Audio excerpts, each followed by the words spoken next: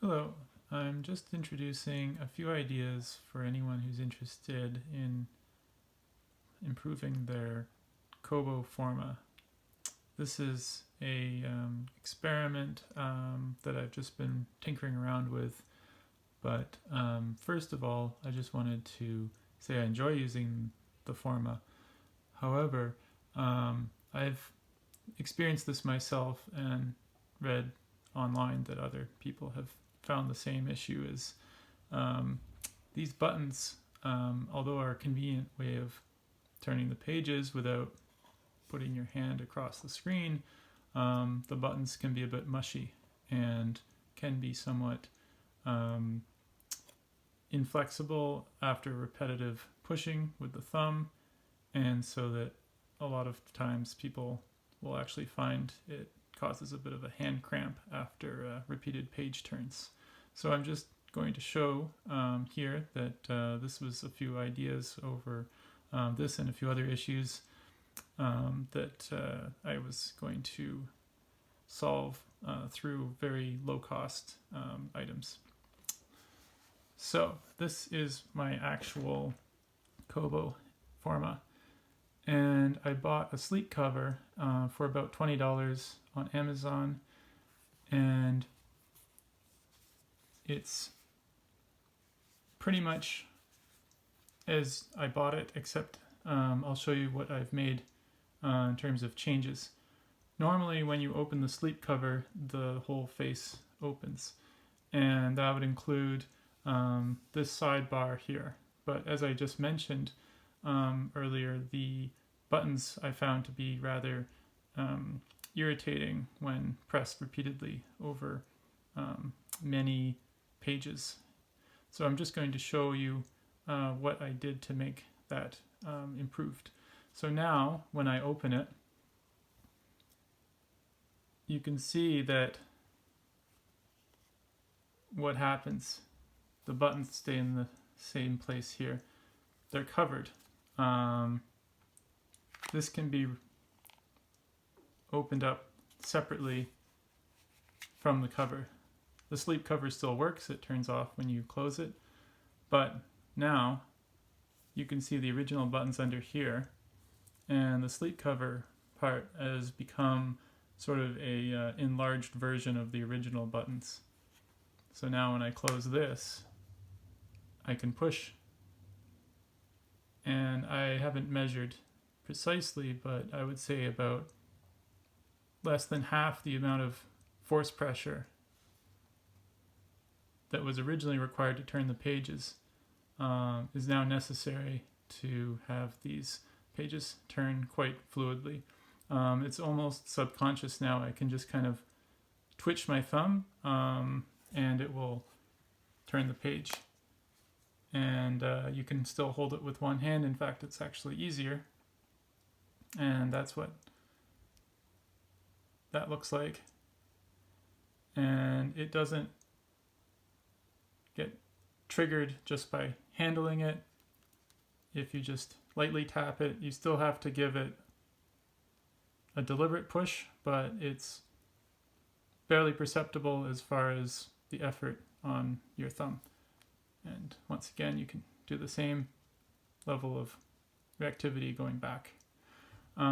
There was a couple other small modifications. If you noticed, when I put the sleep cover back, I have magnets here. The other thing I found was irritating was that the sleep cover, when it was folded back, was quite slippery and would slide around on the back of my hand. So now I just put some magnets, and what you can see is that these just snap onto place. So what happens now is that the sleep cover opens and it just snaps into place, and it's kind of a satisfying snap feeling actually, so you don't have to have it slide around on you. And on that note, I actually put some electrical tape, the same tape I used to modify the buttons and hold them in place. I found that the electrical tape was actually more firm when I try to slide my finger across it. The original surface was quite slippery, and this will like kind of stick, so it doesn't feel like it slides out of your hand. So that's one of the other modifications that I found over time. You don't notice it at first, but eventually you start to realize that these little things add up. So the only other thing I wanted to show was as part of this removable button, if you notice very closely that there's electrical tape that sticks out past the button flap. And the reason for that is the other annoyance that people found with the Forma is that there is a streak line that goes across from top to bottom on the button side of the actual e-reader. And what I've realized is that if I turn off these lights,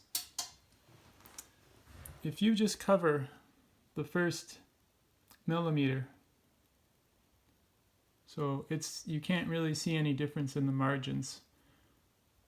It's almost looks perfectly symmetrical, but just that small amount will make the strip on the right hand side virtually disappear. You can still see it a little bit, and I experimented with different extensions, and I found that it was fairly consistently the best results when it only stuck out about a millimeter.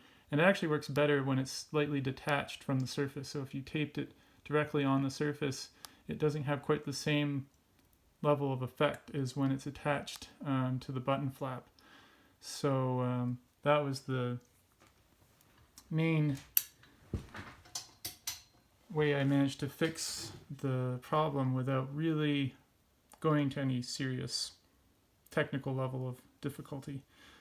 So to summarize, what we have here is more convenient buttons based on just a cheap sleep cover that you can buy on Amazon. Magnets, which are used to actually hold the cover in place. And finally, the electrical tape, first to hold the flap in place. And finally, in order to cover up just that tiny sliver of change in light density on the far edge. And I can show you the entire catalog of tools that I used to make this work.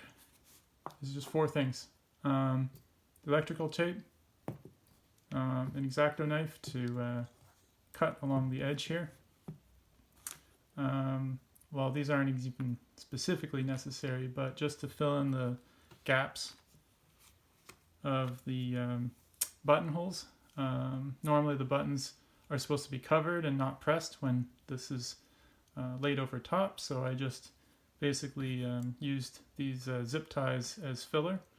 And finally, this was also bought at a dollar store, the magnetic strip tape, which is quite weak, but just strong enough to hold a cover in place, and it cost about $1.50. So the entire material costs for what is not, I would say, a cheap object. The Forma costs over $250 new, but to get the most out of it, I would say another $3 to $4 in modifications will get you surprisingly far.